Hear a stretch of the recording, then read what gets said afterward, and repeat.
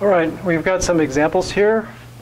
We have relations in various forms, and we're going to read off the domain and range in all these cases.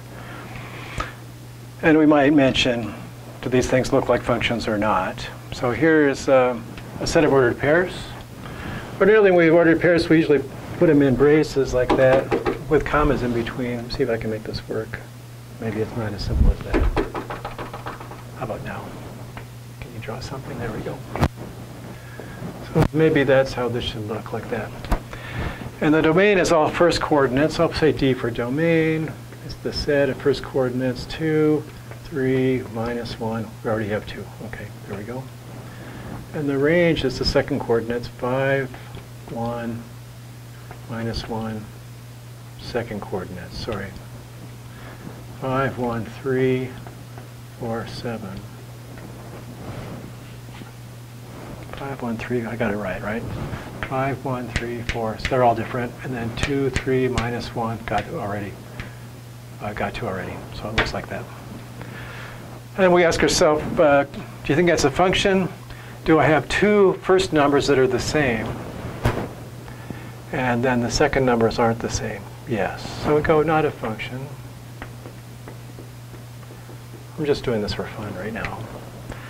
Downstairs here, I've got some people, and I've got the first, I guess how many people? 1, 2, 3, 4, 5 people.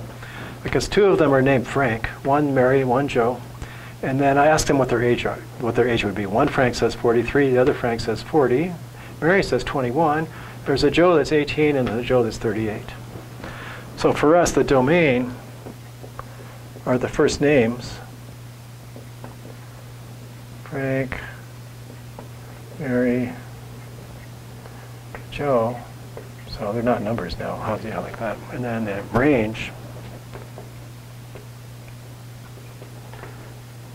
These are all different numbers. Is that right? Yeah. 18, 21, 40. Oh, well, not in order. 38, 43. Is that all 5? I think it is like that. I'm wondering, is that a function? Are there two names who have different ages attached? Are there names that have different ages? So Frank has 2 different ages. So knowing you're talking to a Frank, you don't know what the age is. And so that means it's not a function. Over here, I've got speed of a vehicle in miles per gallon. Those are pretty decent miles per gallon numbers. I'm thinking, by the way, I've got it organized. The speeds are probably domain. So I've got all the speeds you can think of: 30, 40, 50, 60, 70, 80, like that. And then the range are the miles per gallons running out of space. Oh, I guess I can't put it there. I'll put it down here. The range here. The possible miles per gallon: 32, 33, 34, 35, 36. It's all that's listed there. OK. Down at the bottom here, I have a graph of a relation. The domain are all the x-coordinates. So I just have to go and look to see what kind of x's there are. So this guy has a -3. These two have -1. Here's a 1. There's a 2. And over there, there's a 3. So those are all the possible first coordinates for all those points. There's 6 points, but there's only 5 first coordinates because these 2 points share a first coordinate. And the range are the second coordinates. So we'll read off, started here, I guess. 1, 3, 0. There's another 1.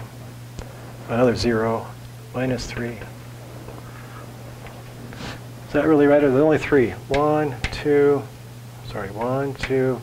3, 4 possible. These have the same y, right? So they only contribute 1 range element of 1. This contributes 0. There's a 3. There's a 3. There's a 3. A 1, a 0, and a -3. That looks right. In that same vein, I've got this graph here, where this is a nice smooth curve that represents a relation, that ellipse. I have to give up on this pen, it looks like, pretty soon. So I want to find the domain. I want to find all the first coordinates. I have to basically look down here and see what kinds of first coordinates for all these points you would get. So it looks like the domain, it's all the points from -3 to 3 inclusive. I'll write that interval notation, -3, 3, with closed brackets, saying that all these numbers between -3 and 3, including -3 and 3, seem to be an x-coordinate for one of the points on that curve. And the same story for a range. The y's go from -2 to 2, like that. So lots of times in graphing, you'll have a curve like this, and you'd be wondering, what are all the x-coordinates of all the points? That's the domain of the relation. And what are the y-coordinates of all those points? That's the range of the relation. So there's some examples to think about, and then we'll continue on.